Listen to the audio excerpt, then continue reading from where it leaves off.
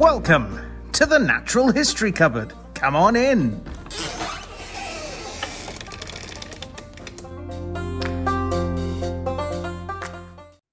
And welcome back to the Natural History Cupboard podcast, the place where the weird and wonderful parts of the natural world come together. I'm your host, Gareth, and with me, as always, is my co-host, Aaron. Aaron, say hi. Hello there. Hello. So, well, I would say, what have you been up to this week? But we pretty much did the same thing, didn't we? We did, yes, and it was good fun. Yeah. Yeah, and you can find out about that another time. I suppose you should tell them. Yeah. No, we both went to the Regis Lyme Fossil. Regis Fossil Festival. Yeah, it was a really good day out. It was good. Yeah. You may have seen some of the little bits and pieces that we threw up on the Facebook page and that throughout the day. There was the us going actually getting there, and we did this live, and it went wrong. So I thought, right, I'll delete that, and we'll just record it and then put it up, once we got some internet, which I did do. But I don't know if you realise this, and hopefully no one else realised it. But the live, for some reason, even though I cancelled it, it posted up on our Facebook twice, and then the recording posted up. So it's like three videos of us saying we're in Lyme Regis. Now, I mean, to be fair, the 4G, the internet, any sort of signal Terrible. was horrendous. It was. So the moment we started going down the hill into Lyme Regis from where we'd parked, it went downhill. We'd have probably been able to put an awful lot more up if we'd have had a bit better signal. Yeah, but yeah. It was like being shut off from the rest of the world. It was terrible. I thought North Devon was bad for internet. Yeah. That took the biscuit. That did. Well, it's weird. Like I say, I normally, when I go to Lyme Regis, I'm there when there's far less people. The weather's horrendous, and I'm usually nowhere near the town. I'm usually out fossil hunting, one of 2 ways away from it. Yeah. But I don't remember the signal being that bad down there. So I don't know why. But yeah, so we didn't go fossil hunting. We didn't, unfortunately. The tide was against us anyway. It was. That was very much against us. But we did see a few different bits and pieces and a few interesting people as well. We did. We didn't get to talk to all of them, but we got to talk to most people that we saw, didn't we? So we went to a talk. The first event that we went to was a talk by Callie Moore, who is she's from PBS Eons. Yeah. That was fantastic. Really informative. That was on basically a tour through time, wasn't it? Yeah, a brief history of time. And actually got a book signed by her for my little girl, which is awesome. She's already started reading that. Oh, brilliant. Yeah, she's going through the pictures and she's asking me to read bits and pieces out of it, so that's cool. That's good. And then we went to we did go round Lyme Regis couple of bits museum, and pieces, didn't we? Yeah. The one that's built in on the site of where Mary Ann's house was. Yeah, that was cool. Well, if you've ever been to the museum at Lyme Regis, it's got loads of different bits and pieces in it. But it's probably the weirdest thing is the architecture of it is just it's odd. It's really odd. There's like a weird turret. There's lots of random rooms, and apparently it was built by some philanthropist after the site was sort of cleared of what would have been Mary Anning's house. You can't really tell if you're in a Victorian house. Sometimes you feel like you're in a Victorian house. Sometimes you feel like it's a bit modern. The next minute you think you're in a lighthouse, and then you think you're on an actual boat that lighthouse is looking at. Yeah. Then you going downstairs thinking, am I in a castle now? It's a very, very weird kind of Picasso kind of architecture. A bit of everything thrown together. Architectural design, yeah. But you pointed out when we saw it about the book. Yes, I need to post that up actually. The book that we covered in the news, I think almost a week before, wasn't it? A week or two before that. Yeah. The book, Mary Anning's book that she owned, that was had a little message in there signed by the author. That was, I believe, it was stolen. Somehow ended up in Oxford, then sold to some in Australia. Ended up in an Australian museum, and then in time for her birthday, they had it shipped back across. Yeah. We saw that book. Very cool. There's crinoids. On crinoids, yeah. There's a little message. You can see the message to Mary Anning. Part of it because I don't know if you saw this. The other part of it is been erased by somebody, but it can be picked up under a certain spectrum of light. But I can't remember what that, whether it was UV. It might have been black light. I'll get rid of this incredibly valuable sort of writing here. Who's Mary Ann? Yeah. But yeah, no, we then went and saw the premiere of Why Dinosaur in Lyme Regis. Really good. Which I believe will be coming out like in sort of TV format next year, I think they said. Yeah, but anyone who was at the Lyme Regis Fossil Festival this year, and anyone who's been anywhere on the tour of premieres that they've done for this film, because I know they've done it elsewhere, really interesting. We've like anyone who went to that has seen a longer version than what's going to be on TV, so that is a real privilege.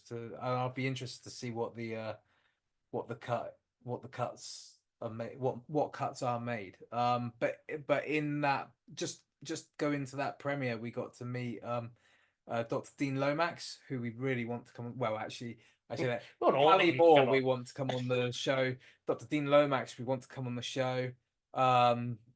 Jessica Lippincott in for an episode. Who's in the Wyoming the Dinosaur Center, I think. Yeah, Dr. Nizar Ibrahim. Yeah, who Gareth was a little bit starstruck by, a little bit speechless. I like Spinosaurus, and the fact that when I didn't realize he was going to be there, and then when they started sort of coming up on stage afterwards to talk about it, I was just Aaron, it's him. And then he. And then you kind of went a bit when we finally got to go up. Yeah, I was like, you were a little bit like hesitant and quiet. I don't know. What do you say to someone who's like work you've like followed for years? So I know, but what's funny is because I don't know what to say. Really.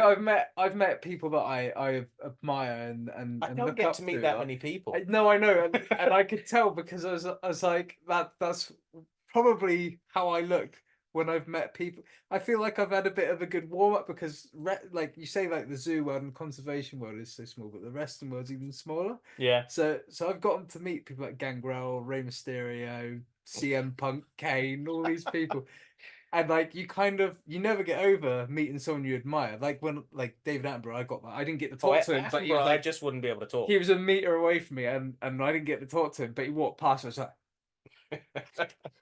David Attenborough.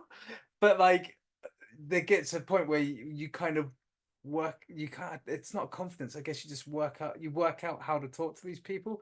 Yeah, but I just forgot all the interesting things to say. Experience it yet, so you're just like you were like. I like your work. Do you know what? If he had that was a good way to start. If he hadn't have been the first person on the table, you warm up. If I'd have been able to like warm up a bit and maybe talk, because I had a good conversation with Dean Lomax and yes, we did, and even the producer of the film with Tony Pinto. Tony Pinto, yeah, the guy who actually made the film, who was there as part of the whole launch of it. The film was essentially about him and his son, which is a really interesting.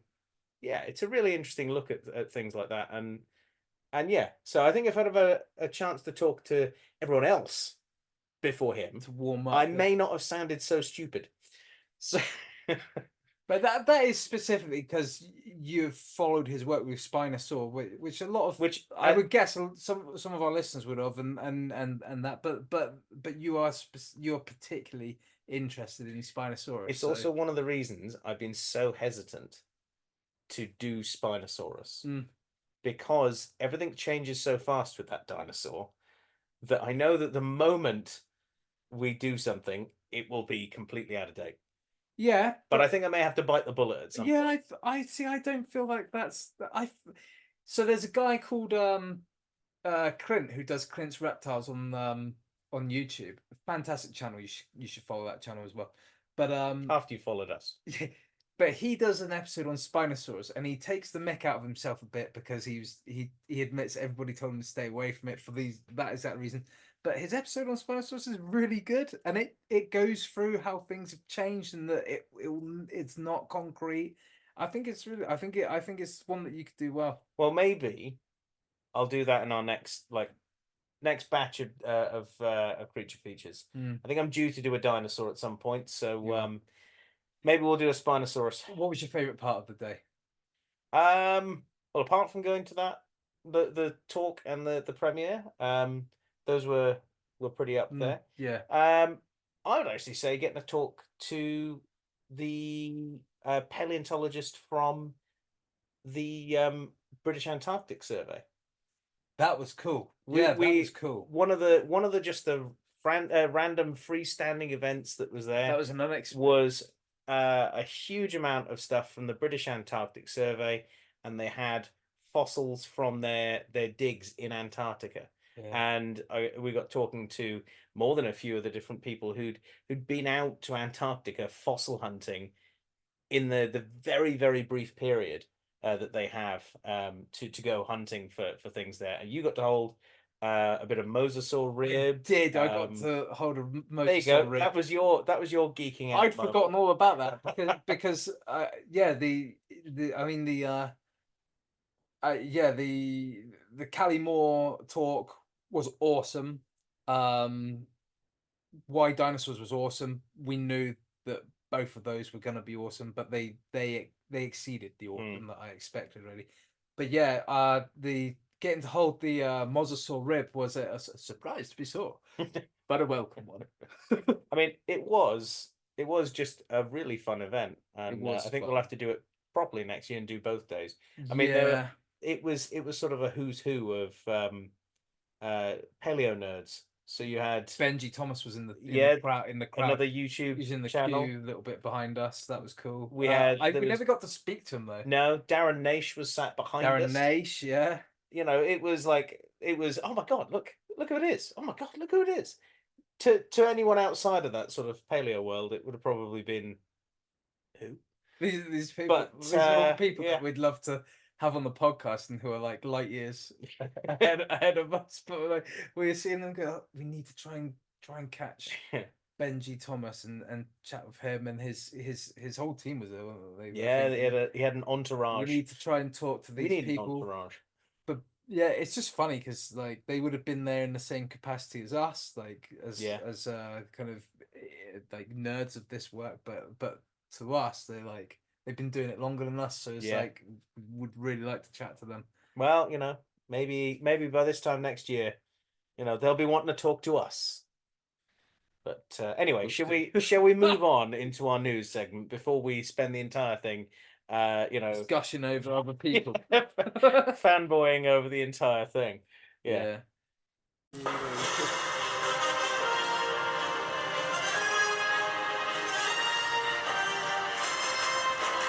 It's the news! Right, well, we're into this week's news. Aaron, tell us what we got. Every week, the weird and wonderful world of natural history offers up an embarrassment of riches when it comes to news and interesting stories. And though we are a small team here in the Natural History Cupboard, it's our aim to keep you guys, our fellow cupboard dwellers, up to date on the good, the odd, and the exciting. So let's open up the Natural History Cupboard newsreel and dive on into some of those interesting articles. You've got the first one? I have got the first one today, and as promised, I'm catching up with some of the articles sent in to us by our listeners.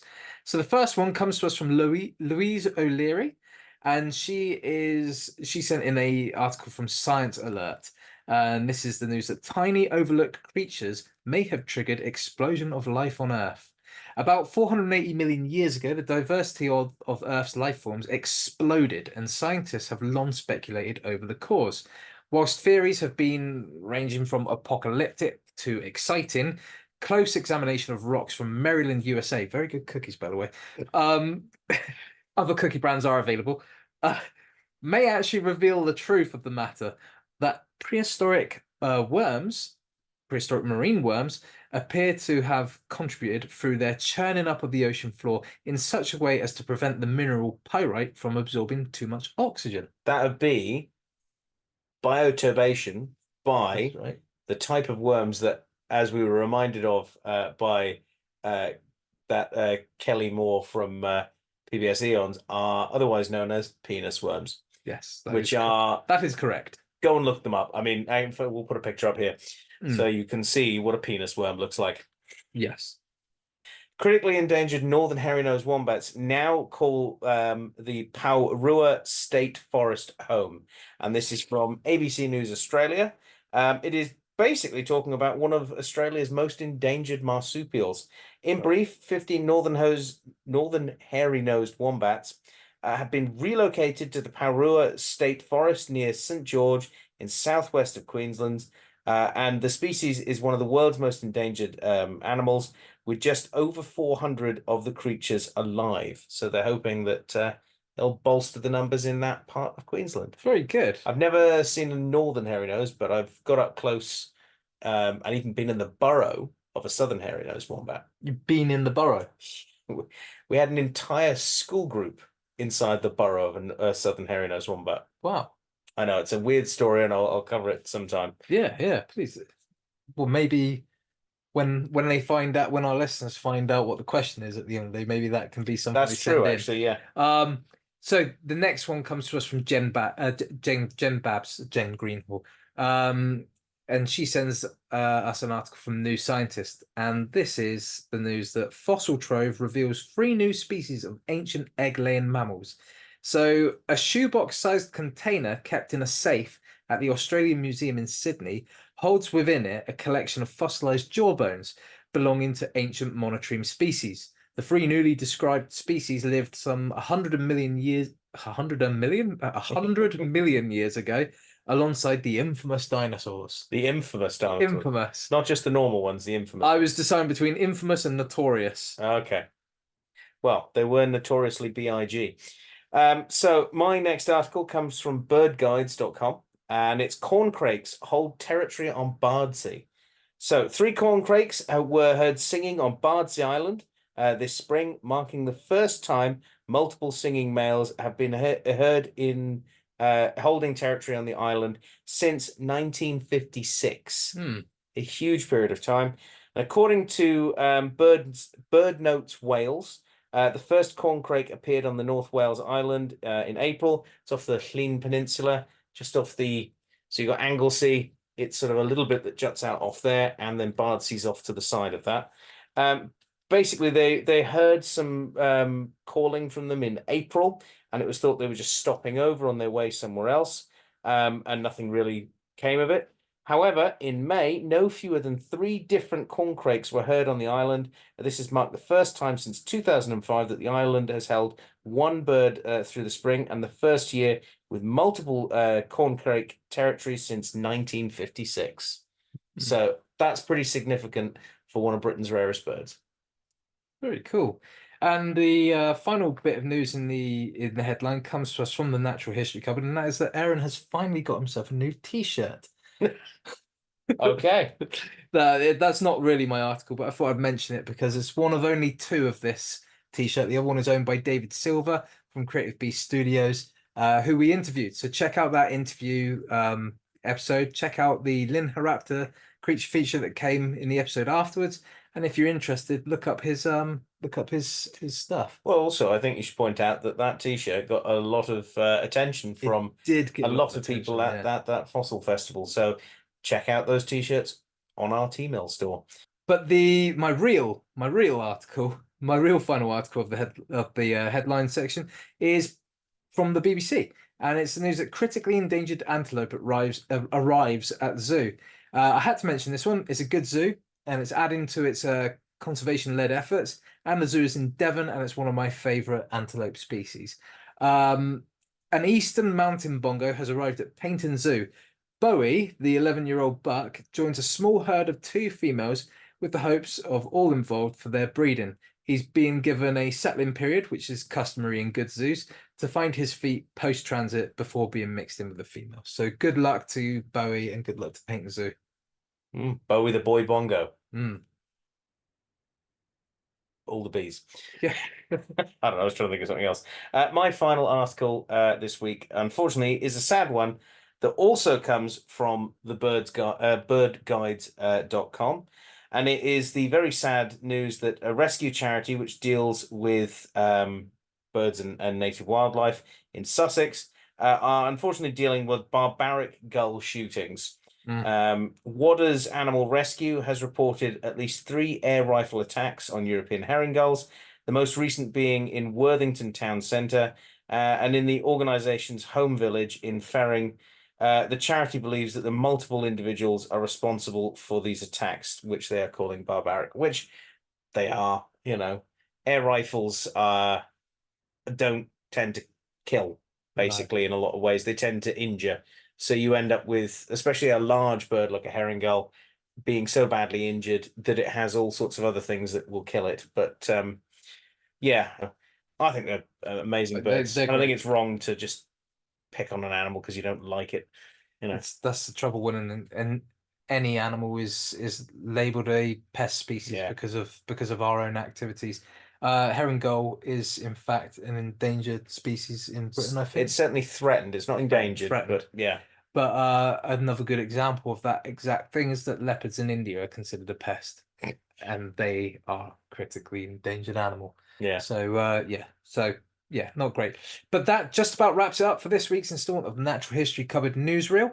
Remember, if you guys at home have news articles or topics of interest that you think we should cover, do exactly what Jen Greenhall and Louise O'Leary have done and send them in to us. Now, Jen sent hers in via email and Louise sent it over Facebook, but you can get a hold of us in either of those two ways or through X, or formerly Twitter, TikTok, YouTube, Instagram, anything that we're on. You can get in contact with us by or you can come up with any of the more inventive ways that we've used in the past. You catapult. Yeah, you could send a boat made of a very special timber that we might cover in a bit.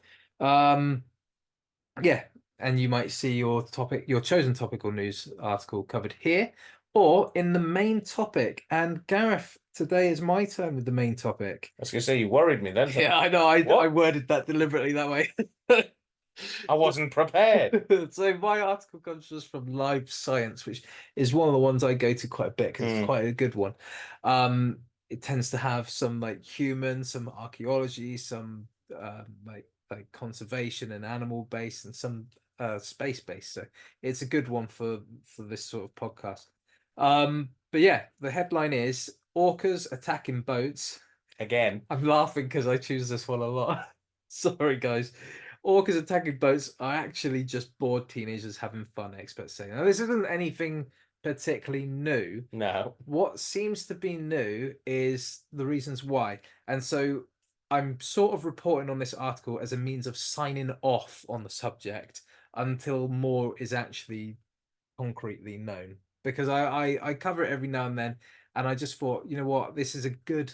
I read this article just out of my own interest, and I thought, actually, I'll use this article as a means to not cover this again until we actually know something concrete. So the story keeps developing year on year, as you know, with a fair amount of discussion, but our news can't always be taken up with orcas attacking boats. Blooming orcas. Okay. Anyway, the latest development in our understanding is that the Iberian coast-based orcas currently monitored for their boat bashing activities may actually be the result of adolescent males inventing games whilst they enjoy the population increase of their tuna stocks. Now, the last time I mentioned this, I mentioned that the orca group weren't in the correct location for the time of year that they're in, and that was because of the tuna activities. Well, we think that the tuna population actually has increased to such an extent that they're not actually having to travel as far to forage for food anymore. They're not picking off one tuna here and then having to swim days to find the next tuna. They actually think that these guys are doing their prey stock is actually improved and doing well enough for these guys to not be spending days foraging, which is kind of the opposite of what's happening on the other side of the world for them. Now, last month, a report came out suggesting that these teens were spending less time hunting and more time on finding new ways to have fun, including inventing new games to play. Over 670 boat interactions have been reported, and 6 of those boats were sunk, and that was since May 2020. And the 4-year stretch since then seems to coincide with the steadily increasing tuna stocks that I mentioned, on which the orcas here predate at this time of year. Now, the result is, as I said, less time spent trying to track down smaller shoals of fish that are more vastly spread, meaning that they've got more free time. And it appears that the young and curious members of the local pod are particularly attracted to the rudders of the boats, and that's what they target. And if you remember, it was certain keels and certain rudders. That's right. Yeah. They seem to have a real thing for. Yeah. Yeah. So so not on they do this without understanding the damage that they're causing and the risk that they're putting the human inhabitants in. I don't know. I think they're aware of what they're doing to an extent, because they're not dumb animals, you know. No, they're not dumb animals, but I don't think that I think they know it's that not biting it affects how the boat moves, hence the fun of it. I definitely think that they understand that them biting that and rocking it is causing the boat to move. I just don't think it's as asbo as it's been laid out before. No, they're not doing it with malice. I bet you there's one. I bet you there's one out of them that's like, let's do this up. I'm going to hurt them. For those of you that didn't grow up in Britain, the ASBO is the antisocial behaviour order that was brought in. I can't remember how long ago, but yeah, these animals aren't doing it out of malice. They're doing it for kicks, basically. So yeah. This information, along with the general consensus being, as I said, that none of the orcas are displaying any even remotely aggressive behavior when they're doing this. They're literally playing and investigating. It's vital information because it tells us, it gives us clues as to what they might be up to. Like I said, in this case, play. But more interestingly for me, perhaps how we can avoid it happening. For example, it seems to be that they're more interested in the rudder and stuff when it itself is moving. Yeah, but you can't not have a moving part on a boat. You kind of need it. No, but perhaps the same rule for kayakers needs to be spread out to others, in that when you see this kind of animal approaching, everything shuts down. You stop. You just stay still. That's the general advice is to try and turn the engine off, run silent. Don't bother going anywhere. But you can't always do that, especially if you're in a sailing boat. You either have to keep moving with the wind, yeah, or you're still going to be moving anyway. Also, as you said, they are intelligent animals, so by the time they're upon you, it's already they know what they're doing. Yeah. But it's also worth noting that of the 40 or probably less individuals in this critically endangered Iberian population, only 15 youngsters are actually participating in this game. Now these games are actually quite inventive. It's not the boat bashing is the latest in this, the latest trending game. But previous incarnations of games from this pod includes throwing baby porpoises. Yeah. And wearing dead salmon as hats. These are all games coming to the Wii soon. Boat bash, salmon hat, and porpoise throw. So this is clearly a very inventive pod. And who says, like, having plenty having plenty means that you have time to chill out. That's true, and it's what allows for the invention of culture and aspects of culture is a plentiful resource base. Yeah, but bashing boats, throwing baby porpoises, and wearing dead salmon as hats. See, now what fun! What I'd love to see is, if I was on one of those boats, is one of these orcas appear with a dead salmon on its head, whilst one flings a porpoise over the boat. Yeah, but that's the end of that article, and that is the end of me covering orcas attacking boats. For the moment. Well, for the foreseeable. Yeah. Yeah, I don't see a need to cover that again now. Fair enough. Well, talking about boats, should we sail on into our creature feature? Let's do it. Let's not play any Enya. Hello. It's the creature feature.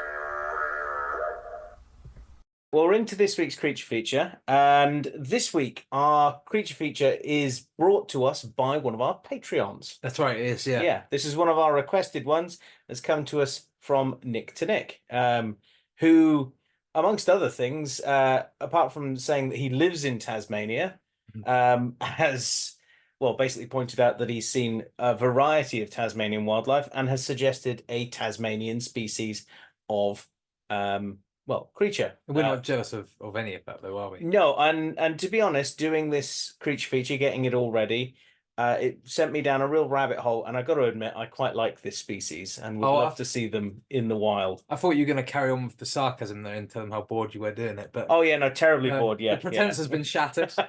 We So, are jealous. We're looking at the Huon pine this week. I'm excited for this because I don't, as I've said before on the podcast, I'm not a plant I'm person. not horticulturally savvy. It's something that I'm learning about as we go. Yeah. And I'm far more into I'm a bit of a carnivorous specialist. So I'm really interested to hear about this pine. Well, this is one that we're going to start out with a bit of history first, actually. Okay. So we start out in Van Diemen's Land, as it was once known, on a small place called Sarah Island.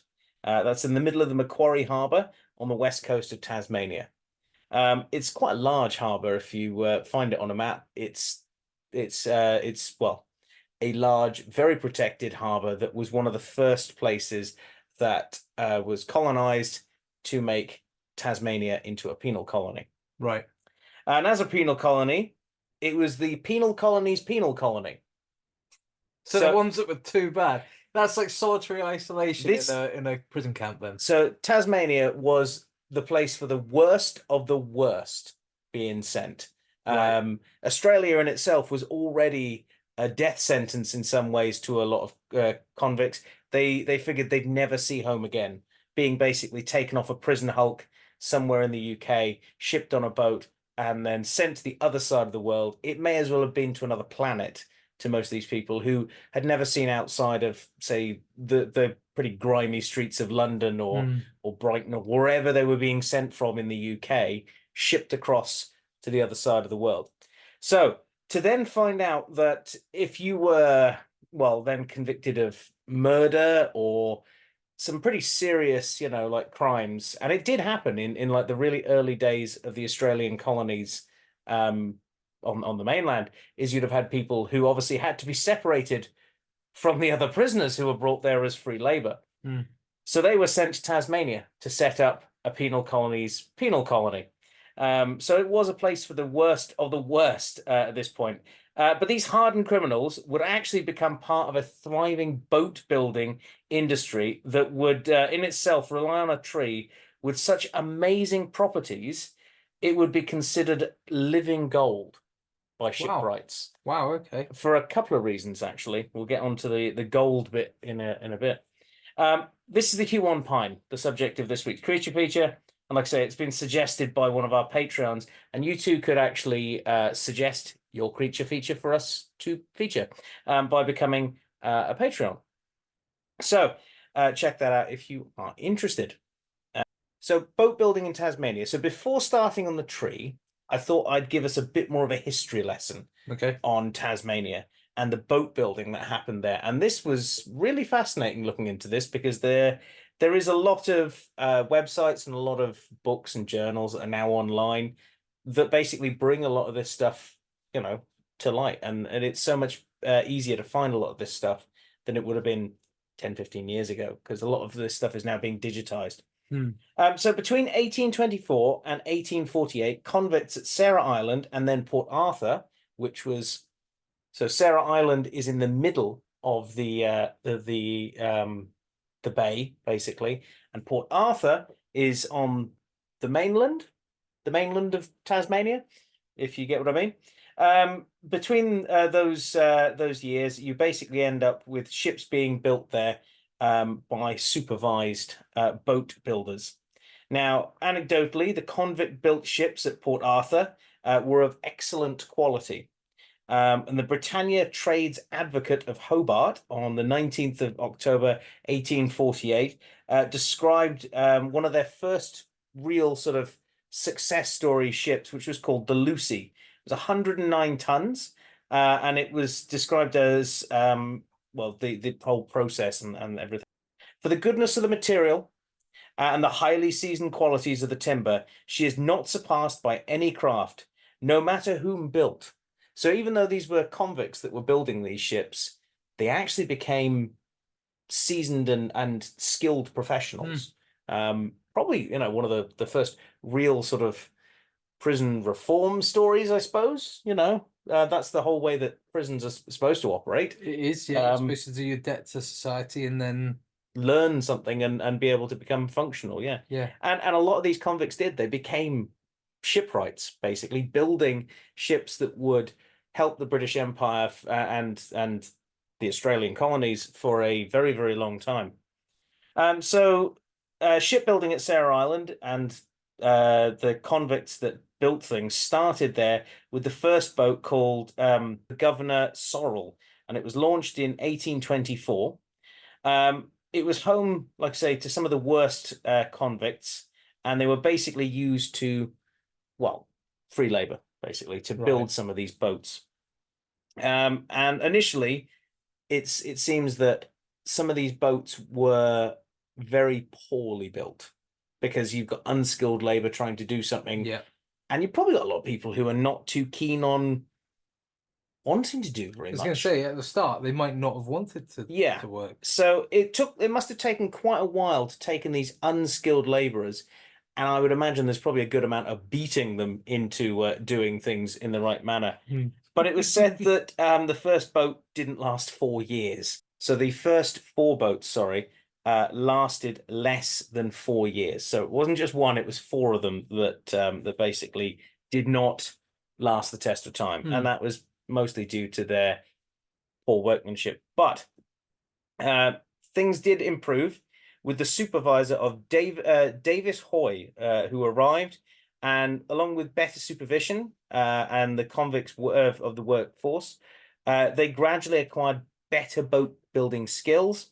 And by 1833, Sarah Island was actually closed, and the convicts were transferred across the water to Port Arthur to basically become, quite formidable boat builders, and went on for many years building wooden ships there. So their skills, their renown, got them off of Tasmania then? Well, not off. They're still on Tasmania. They're just off a smaller island. Oh, I see. In an inlet in off Tasmania. the islet onto the main island. Yeah. Okay. So it was probably more a case of making sure they couldn't do a runner. Yeah. Although where are you going to do a runner? Because a lot of what Australia was at that point was you could go and run away. Some of the first convicts in and around Botany Bay and everything, you could go and do a runner, but you're running off into a completely alien wilderness. Yeah. Where the local wildlife is totally alien to you. Finding food and water takes a skill that most Europeans at that point did not possess. No. And you've also got a lot of the local native people who probably weren't too keen on you. So they may have killed you outright, or you could have accidentally got yourself into a situation where you'd have been killed. Can't imagine at that time, with that amount of kind of knowledge of where you are, going from somewhere like the UK that is just wet and damp and moist and any other descriptor that is surrounded by being soaked, basically, to this place that is essentially a red desert. Well, it's not. I mean, around Sydney's not, but what I mean, if you're going to run away, run away to the interior where there isn't anybody. You wouldn't have got to the interior. No, because it took a very long time for those first explorers, European explorers. I'm going back into my high school history here because we did Australian history, obviously. I know it's interesting because I know bits and pieces, but I don't know Australian history. For a very long time, it took explorers, some of the first explorers, to get up and over the dividing ranges, the mountain range that spans the east coast of Australia into the red centre, up and over that. So yeah, you probably wouldn't have made it much further outside of what is now metropolitan Sydney. Fair enough. You'd have probably been eaten by something or fallen into a gorge or something like that. Bitten by something. Yeah. Or died of dehydration, anything, basically. Fallen off the mountain. Yeah. So anyway, back to Tasmania. So the main reason for the success of these boats was not just the fact that they had good boat builders. There were boat builders everywhere that have been building boats for thousands of years and know how to do it really, really well. It is to do with the unique properties of the Huon pine, and they are absolutely amazing. So, first off, what is a Huon pine? Well, let's just get this out of the way. The Huon pine, or Lagostrobos frankilii, is not a pine tree. I thought you were going to say that. Yeah. I was ready just in case you asked me.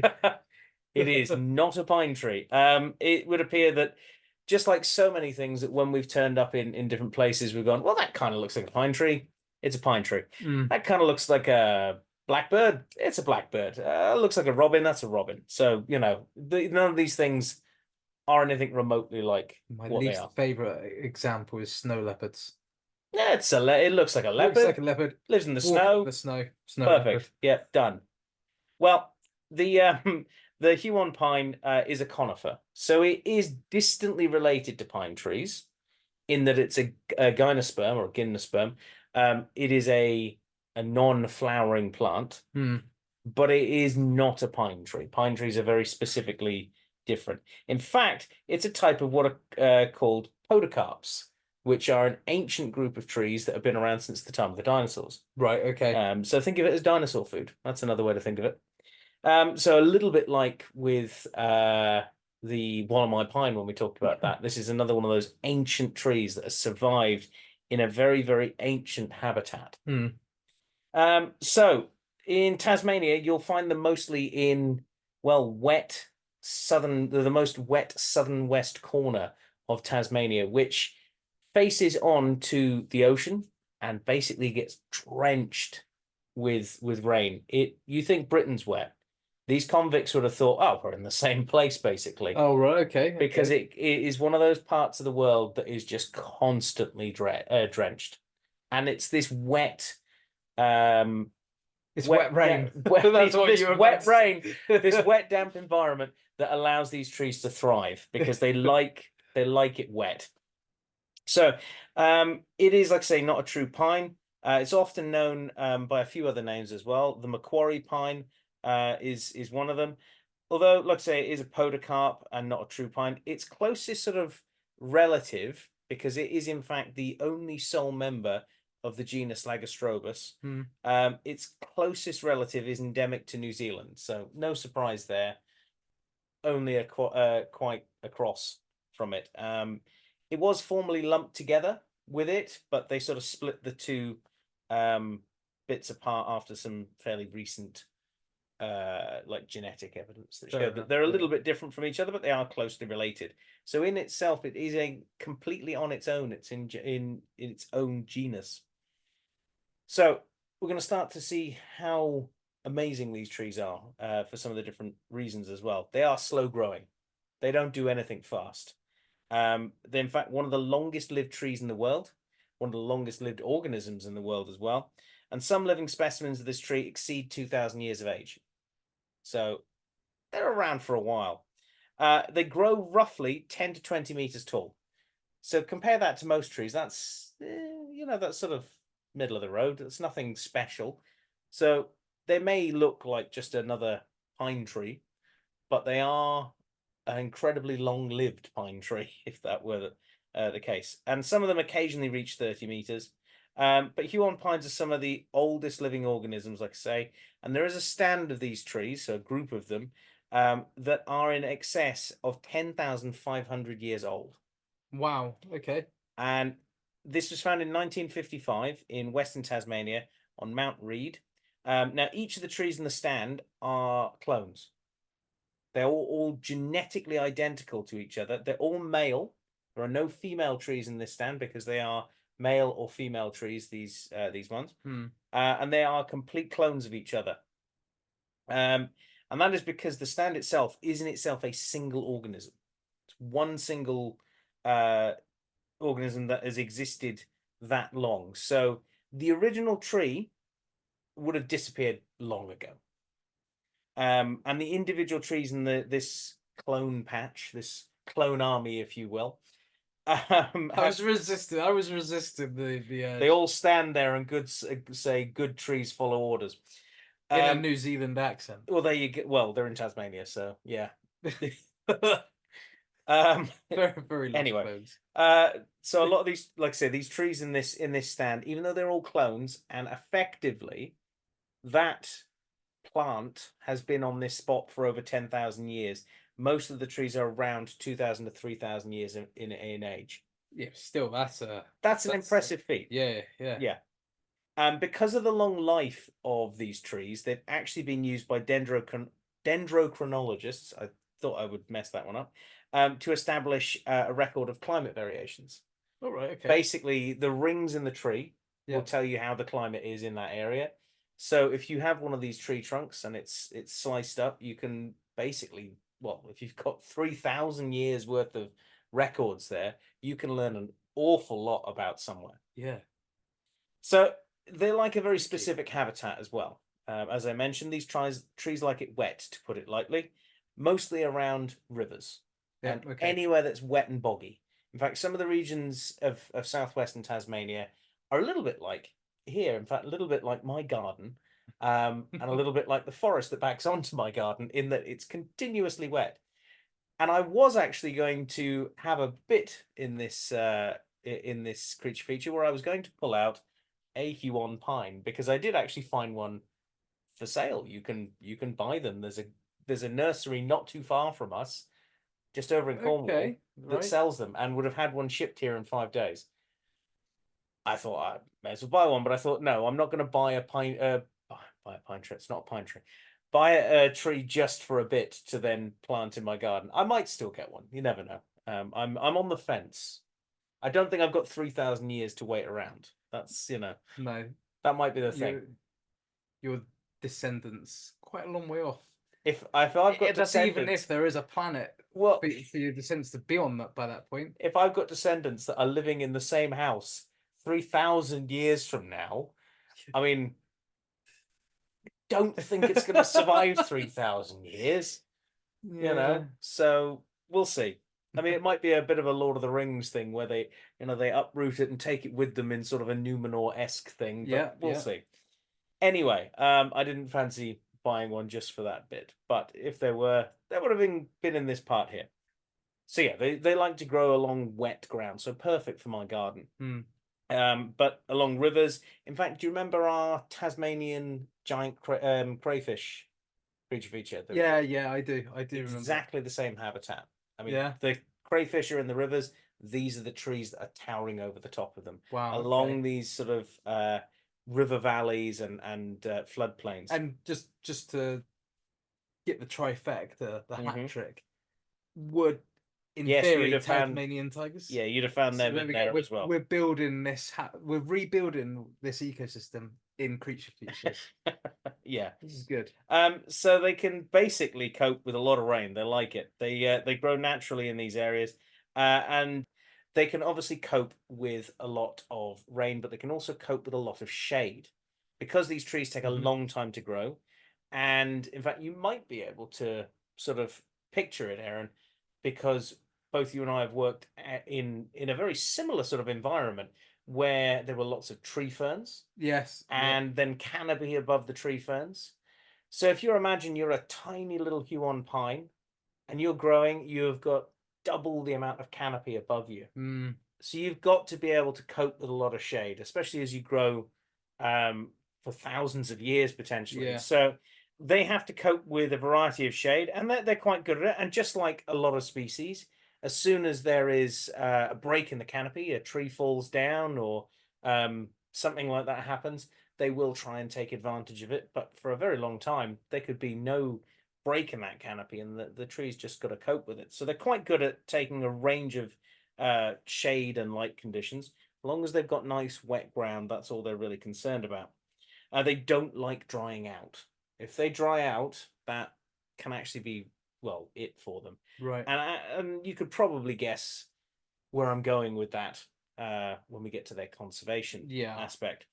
So reproduction for these trees, they are male or female. They are a gynosperm, so that means unlike a flowering plant, which can be both male and female, these are male or female.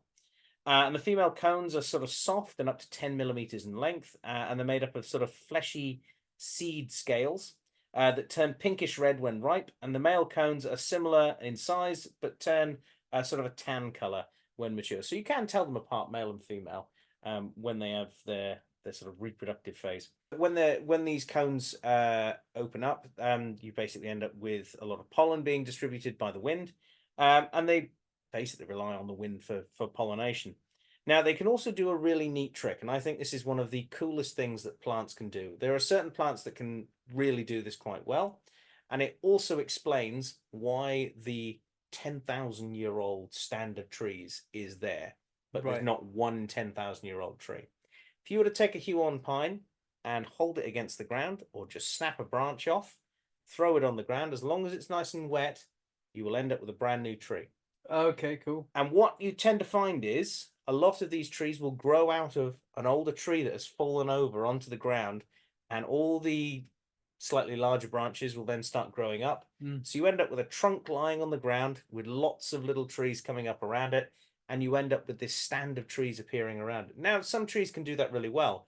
Willow's a good example, does exactly the same thing, and also, like the Huon pine, likes nice, damp, wet environment. And it just allows it to grow really well. In fact, you've probably experienced, if you've fed willow or something to a zoo animal in the past, plenty of them. if you've had any sort of sat around in boggy areas, you can literally take a stick of willow and just stick it in the ground. There's a new tree. Well, friend of the podcast, Shane, actually did that. He made a willow plantation. Do you remember this? Behind the line enclosure where we all used to work. Yes, that's literally how he started it. Pretty much because he took the idea from me, now, there we having go. done that a couple of years previous. So it up on goes an full embankment. circle. So yeah, I intend on doing that at some point along my fence line, making a nice living hedge. We did something similar. We had a fallen willow in another place where I worked, and we basically just set it down in somewhere boggy and allowed it to take root and grow again, and it did. I've got some growing in a fish tank at work. That acted as browse for our wallabies, our kangaroos. There's no point me. The list is so long. There's no point me saying everything eats willow. Yeah. So yeah, the original tree may long have disappeared, but the tree itself will carry on as a clone. So you can have these things living in the same spot for thousands of years because they just are there. So we finally get to some of the properties of what makes this wood so good. Yeah, I'm interested. So sought after, because there's so many different types of wood that people can use out there. We tend to think of things like mahogany and oak and like redwood and all these like really expensive, really hard to get types of wood. But Huon pine is definitely up there.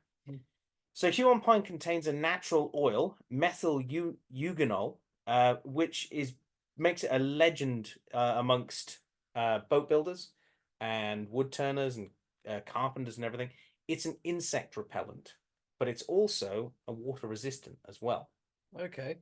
And it makes it perfect for boat building. This means that the timber is resistant to shipworm, which obviously if you've got a boat in the water, there's a good chance that you will end up with these boring worms into the side of a ship plank, and it will start to weaken them over time. And whether that's in battle or whether hitting a rock or something, that timber won't last as long, and you could end up losing your entire ship because that plank is destroyed.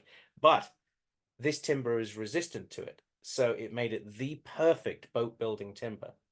And that meant that Tasmania became the boat building hub of Australia.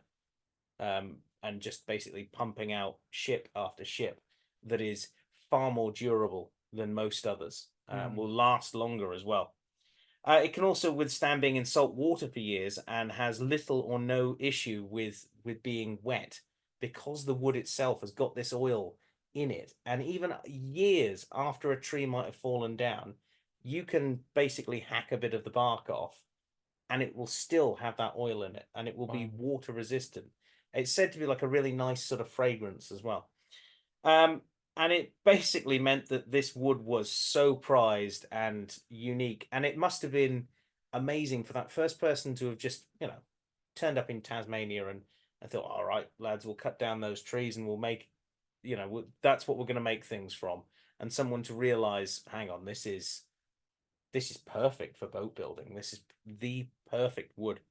That must have been an amazing discovery to have made, but it obviously meant that a good proportion of these trees were cut down and clear felled. And obviously, they take a very long time to regrow. They are regrowing in some places, so that's a good sign. But it just meant that for a very long time, the trees almost disappeared. And you can buy this timber today, and it's actually prized by wood turners and carpenters alike. The last commercial logging of it happened in the 80s. Thankfully, that happened because it meant that the trees are now saved to an extent. We'll get onto some other issues with it in a minute. But the last commercial logging of these trees was in the 80s. They were federally protected in Tasmania, and it meant that it's actually illegal to go and cut one. And I don't mean cut it down, I mean just take an axe to it. Right. Okay. And that would be in obviously any protected sort of park or something, like a reserve.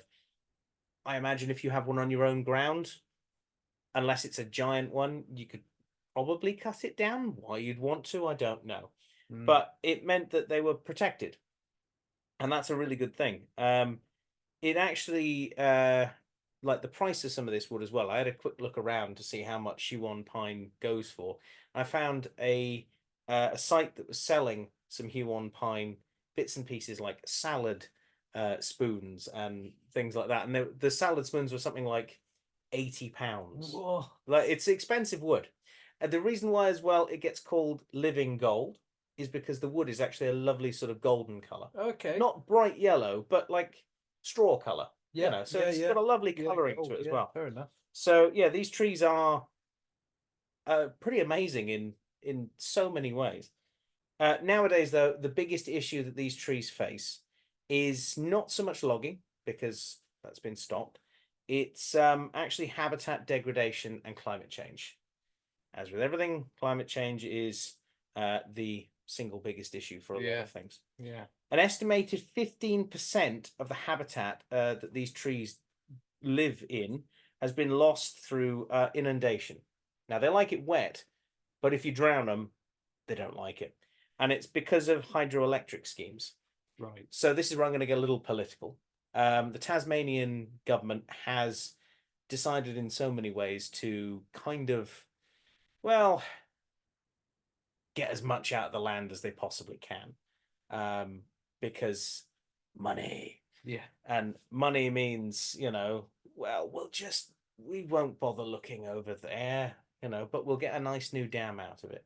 Now, I do agree that we need to have, energy production, things like that. Yeah. Yeah. And hydroelectric power is clean energy. But if you flood whole areas of forest, it's not good at all. And especially for trees that take a very long time to grow. The other problem with this as well is climate change, because if you are destroying the habitat where these trees live in, any areas where they could live gets pushed further and further up a hillside, for instance. And a lot of the areas where these guys live, you'll have eucalypts that live at the top of the ranges and everything where they are. And if you know anything about eucalypts, they're basically petrol bombs on trees, or trees in the form of petrol bombs. And they do burst into flames in the dry season. And that can be potentially hazardous to wildlife. It can be hazardous to a lot of the Huon pines. But because they're living in damp areas, they're generally not affected. It's just the eucalypts that burn through. Yeah. And then the eucalypts will grow back because they're quite fast growing compared to the Huon pines. 30, 40 years, and you can have a eucalypt that's the height of a small house, easily. But the Huon pines take a lot longer. If you are losing ground to both of those, you end up with fire increasing onto those areas and the ground drying out, which means the Huons can then start to burn. It also means that potentially you could end up with the ground drying out completely and the trees can't survive. So there is a real issue with climate change, with that obviously increasing, making the ground drier, making everything drier, and making those wildfires more intense. So it's a real real issue. Extensive logging in the past of these trees has nearly removed all of the large ones for obvious reasons, and most of them were in the same places that you would expect. Nice, accessible ground where people could get to. And the only big trees that are left are in pretty remote, inaccessible areas, Right. where it would have been nigh on impossible to get to them. And in fact, some of the ways that were these trees were taken out is by river, like you see in Canada and Alaska, where they plonk them in the river and they drag them out. Send them up. And that's an easy way of shipping trees out. I was watching a documentary on these trees, and there are still some of these trees there that have got some of the cuts into the trunks that were made by some of the lumberjacks, 200 years ago. So little like codes basically cut into the trunk, You mean like the the poaching. poacher? Yeah. Oh, that's But like a interesting. way of designating this one will come back for or whatever, and this one and that one, and Yeah. just basically cut into the trunk. And because they've just weathered it and kept on going, they're still there. And because they never came back to get the trees, they're still there today. So they're a living piece of history in more ways than one. So yeah, we do notice that a lot of the trees that are left are in remote areas, and that's quite similar to around here. You think of where you tend to see a lot of old growth oak forests and everything, they tend to be in and around a lot of the valleys where Yeah. people can't get to them, really inaccessible Where you areas. can't build housing too. Yeah. Yeah. So makes sense. But unfortunately, like I say, climate change is now the biggest threat to these trees. However, on the timber front as well, I know I've focused quite a bit on the timber for these because the Huon pine weaves its way into the boat building history of Tasmania, but also somewhat into the cultural history of Tasmania as well. And in fact, the wood is still really highly sought globally. I mean, you have anything that's rare, people are going to want it.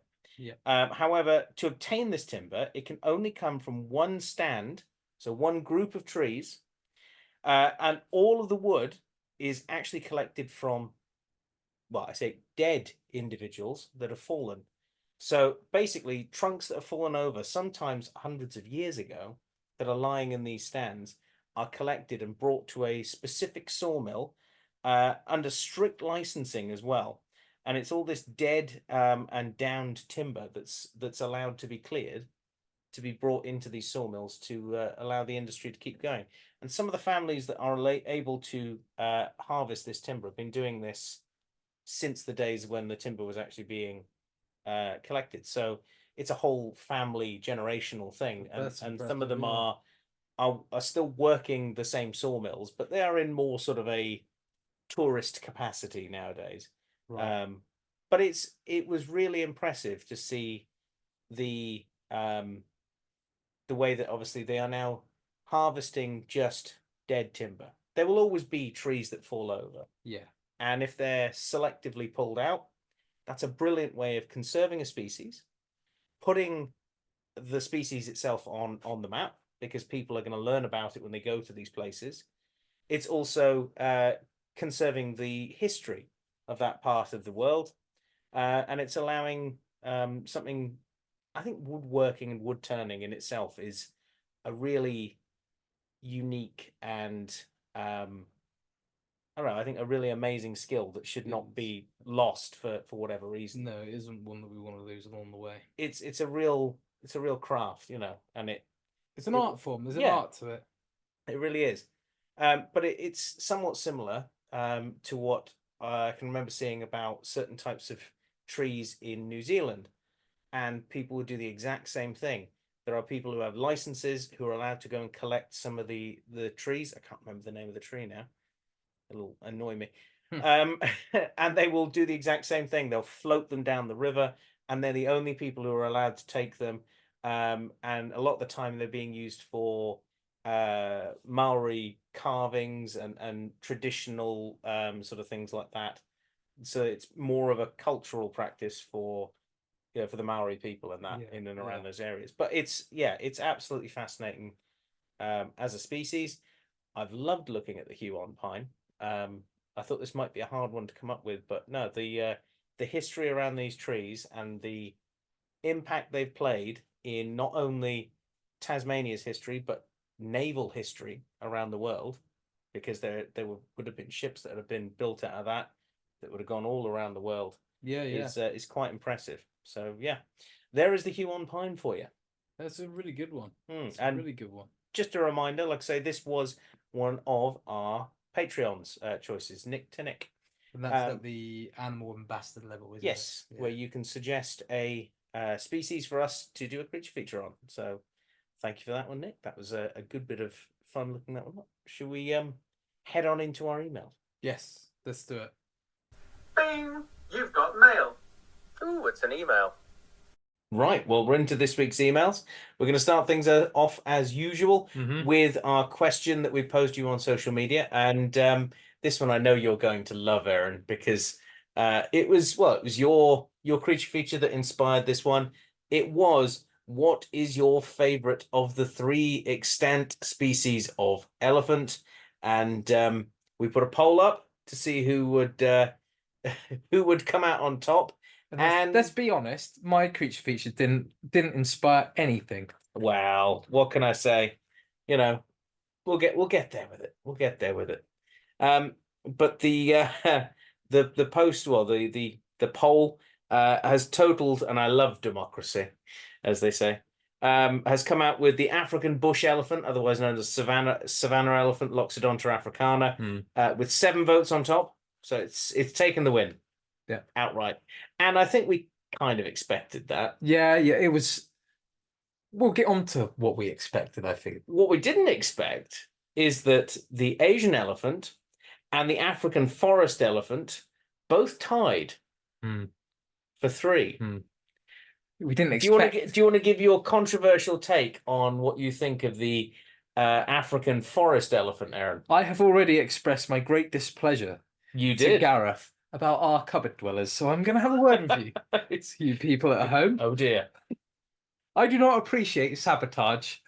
I don't believe it's sabotage. I believe when you said this to me, that you believe that our poll had been infiltrated somehow. You came up with the worst I was expecting possible comeback for it. I was expecting you to say that there was some sort of massive amount of votes had gone to one or the other.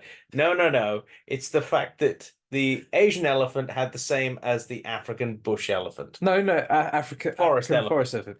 Now, I will say that I think, an unbiased opinion, right, I think the African forest elephant should win that. Not because I like it more. Asian elephant is and still remains my favorite extant species of elephant. However, the fact that it is a new species that is it's not a new species, but it's all relatively new. I understand. It's not relatively new either, but in the grand scheme of things, it's relatively new. I understand that there are actually 2 different species of elephant in Africa. So, all things being equal, I think that it deserves to win just to boost the interest. However, I don't feel that the general public. Maybe I'm not giving the general public enough credit, but I don't feel that there are enough people in the general public to keep in mind there was only 3 people who voted to be given like that choice of those 3 elephants, and for that to come equal to the Asian elephant. So I'm not accepting defeat on this. I think that there's sabotage. There's got to be at least 1 or 2 Russian bots in that one. There was only 3 of them. So one of them was your wife, and yes. I know that she's not a Russian bot. She's very much a human person. But I didn't like her. I'm sorry, Paris. I'm really sorry, Paris. I don't like her reason for voting for it. I think it's a perfectly valid reason. No, is that she was totally unaware of the species. Yes. Until we put the poll out. Yes. And then she went and looked it up because of what we had put there. If anything, if we do anything on this podcast, it is enthrall people enough to go and look something up. Don't try and twist my arm into liking this decision.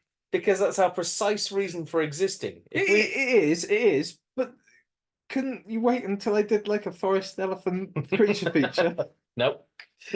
I don't like the fact that I do like it actually.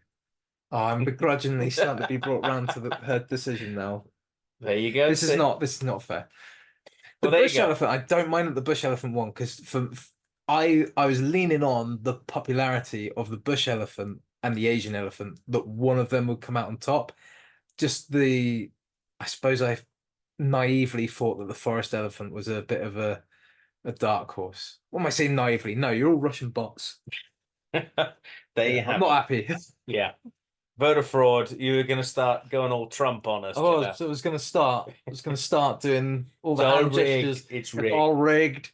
It's all rigged. Biden voted for the forest elephant. I can't do a Trump voice. I can do someone who behaves like Trump's voice. It was Biden who did it. Use your aggressive feelings on the bush elephant.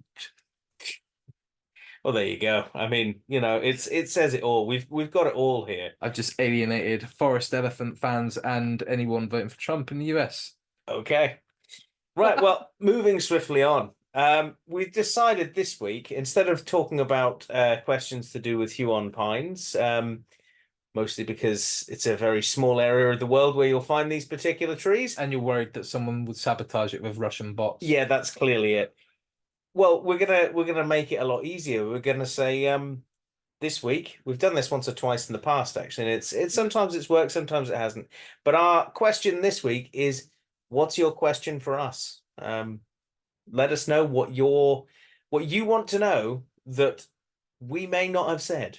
Yes. Sometimes, like Gareth said, sometimes this type of question's been a bit of a hit, and we've had a lot of interactions. Sometimes it's been very dead. Yeah. Possibly because we talk too much. So really, to open this question out, it can be anything about us, the podcast, running a podcast, like the equipment. Yeah. It'd be about How to do it anything that we badly. anything about anything that we've covered over the last 4 years, whether that's a creature feature you want a bit more info on, or an update on a news article that you heard and you wanted to know more about over the last 4 years. Literally anything about us and what we do and what we have done. The beauty of it, obviously, now that we're onto YouTube as well, is it does mean that there's potentially a new audience of people who might be joining us for the first time, who may have those questions. Yeah. So let us know what your question for us is, and we'll hopefully be able to answer those next week. Yeah. So you can get in contact with us to be able to answer those questions in a variety of ways. That one usually goes up on Facebook. If you do have any general questions, though, you can, in fact, email us, and that is at the nathistorykupboard@gmail.com. It is, yeah. So, Aaron, I think we've actually got an email that you're just about to read out. We do have an email this week. I don't know why I sound so surprised by that. This email actually comes to us this week from Jen Greenhall, who is one of our Patreon supporters. So thank you for that, Jen, and thank you for this message. Now, her message is titled "Serious Question." Get your serious hat on. Okay. Serious. Hello, guys. That doesn't sound serious. No. Says, hello guys. So as you know, I am really lucky in terms of the wildlife we have in the local area. I have often wondered why there has not been any kind of survey done, but I wouldn't know who to ask. Anywho, this morning and yesterday morning, we saw 3 curlews, which is very cool to see. They flew over us and around a mowed field, then returned to the higher ground. They have the high ground. Resist. You underestimate my It says, we have heard and had sightings for the last 10 years or so. My question is, should we be reporting or recording this information anywhere? Would anyone be interested in our tiny little pocket of loveliness? I just want to protect it for the future and learn as much as I can. I'm thinking about doing a Facebook page on the natural history of where I live. Thanks in advance, Jen. Would you mind a couple things off the top of that? Well, me? Just for me to shout out quickly. Just a couple quick things. Firstly, if you're thinking about doing anything natural history orientated, Elf our turf, that's ours. That completely threw me off. No, that's brilliant. It's really good. It is. Please just do it. Yeah. Even if you don't do it, whether you do it daily or weekly or fortnightly or monthly or even yearly, whatever you're doing. I actually heard this from a movie critic YouTuber, John Campier, if you want to look him up. Fantastic. When he says it's the best damn movie related podcast. He's not lying. It really is good. But he says that no matter what you're gonna do in that, if you're thinking of doing it, just do it. Just take that step to do it, because at the very least, you're getting things off your chest about something you're passionate about, and what's probably more important about it is you are adding to the conversation in the community. There is a community. You can tell there's a community because you know that you're not the only listener to this podcast. You hope. I hope. We hope. Uh, but but yeah, we have a small community, but there is a huge natural history community out there, and you'll be adding to that conversation, and that's really important. So yeah, if you think about doing a Facebook page, do it. Let us know, and then we can share it. We can do something. With reporting it and recording the information, brilliant idea. Try Merlin's. It's from Cornell. The Cornell. So there's a couple of different ones you could use. Yeah, I'll let him take over this. Well, personally, I would go if you want to record anything like that. The BTO, which is the British Trust for Ornithology, I believe you can send reports into their website. Yeah. You can use the Merlin app. That's which the one is good for being able to like find out what you've got exactly there. But if you know that it's a curlew, but based on the call, or you know that what it is that's around there, you're probably better with something like iNaturalist, which is a really good one because that geo tags where you've seen something, and because you can take a photo on your phone, you can even use sound recordings as well to send into it, and it geotags it, and that data then goes to basically goes out to like a social media sort of thing where other people can confirm or say, actually, no, that's not. So if you think you've spotted a curlew and it turns out to be a whimbrel, for instance, both of which would be really good spottings, you can have someone say, oh, actually, no, it's this one or that one. And then when it's confirmed, it can go up to what's considered research grade level. And that's used in research up and down the country. Just to jump on what Gareth said there as well, with the Merlin, what's the name of the app again? You've literally just said it and I've lost it. It is Merlin. It's Merlin. It's Merlin. It's by Cornell Labs. Yeah, Cornell Labs. That's the one. They actually gather that. You can actually send that data in. Does it actually go in? I couldn't remember. And also you can use there's the audio recording, so you can record the audio going on around you and identify the bird that way. But there is also photo as well. It's not as good. It's not as good. No, I had one of my students do it, and it said it was a snowy owl when it was a herring gull. So because it saw a white bird with yellow bits to it, because it's using a computer AI. Yeah, it doesn't 100% know how to do everything. It takes its best guess. I don't know why its best guess at that point was snowy owl in Devon as opposed to herring gull. I know one's more likely than the other, but there's an albatross. I'm surprised they didn't do that either. But there are pros and cons to both. Personally, I think iNaturalist is the better one. Fair enough. Out of the two, and it's global that as well. You can use iNaturalist anywhere in the world. Cornell is as well, though. Yes, but it's specifically birds. So if you were doing iNaturalist covers more taxa. It does everything. So you can do plants, fungi, animals, you name it. I think that's brilliant, and that information goes to like citizen science things. But the BTO is a good one to report things to, or the wildlife trust. I was just about to say, the wildlife trusts. They're good ones to report things to. So yes, definitely document these. Now, for those of you who are like Jen are interested in that, I would grab a little pad of paper. Yeah. And I would write down where you are, what you saw, that time, day, that kind of thing, as well as use these apps and report it that way. So like observe, not just say what it was you saw, actually observe them, because all that kind of citizen science, all those observations are really useful to the right parties. So yes to surveying, yes to reporting. There's some ideas for you to mobilize that idea. And definitely yes to doing your Facebook page. And if you do decide to do it, like I say, let us know. And also either way, we wish you the best of luck with that. That would be really cool. Yeah. Yeah. That's a really good Do email. you have anything to add? No, I think that's the main ones. No, It's no, that's- is those. So yeah, do it. Yeah, do it. Do what must be done.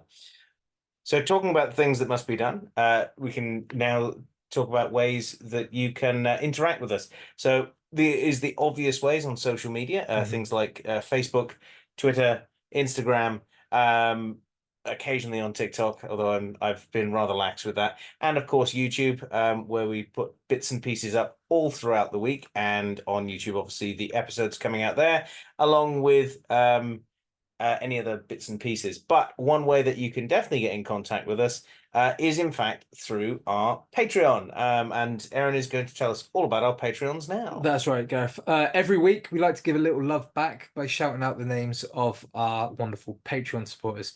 These are the cupboard dwellers who are kind enough to support us through a monetary contribution, for which we are grateful beyond words. So those people are, of course, Fogtober, Jen Greenhall, who we heard from in that email, Connie P, Chelsea McKee, Nick to Nick, and Justin Knife.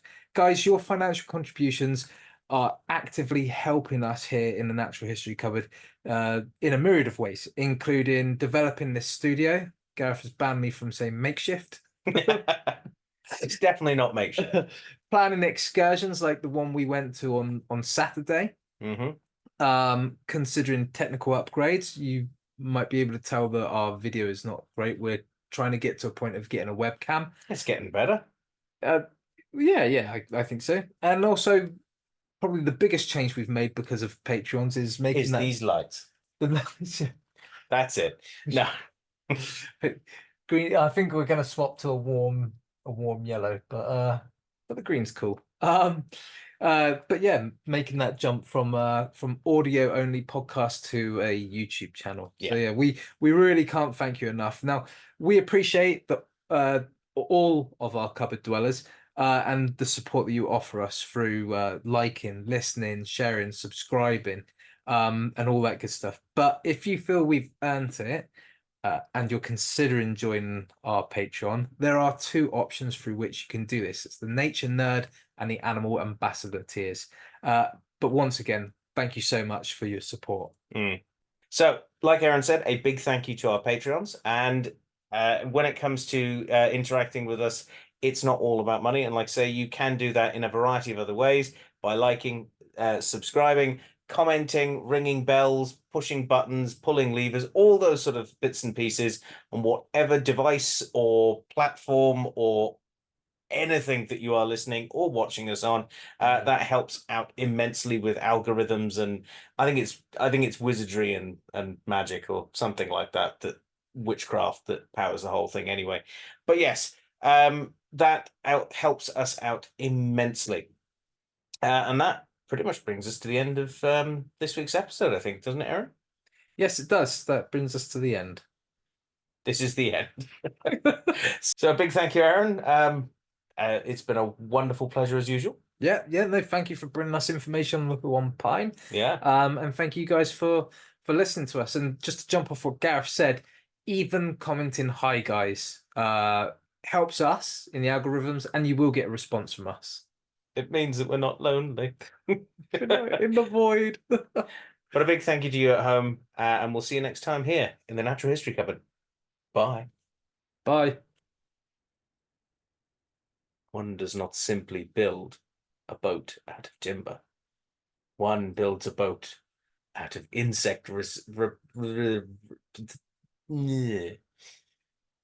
timber.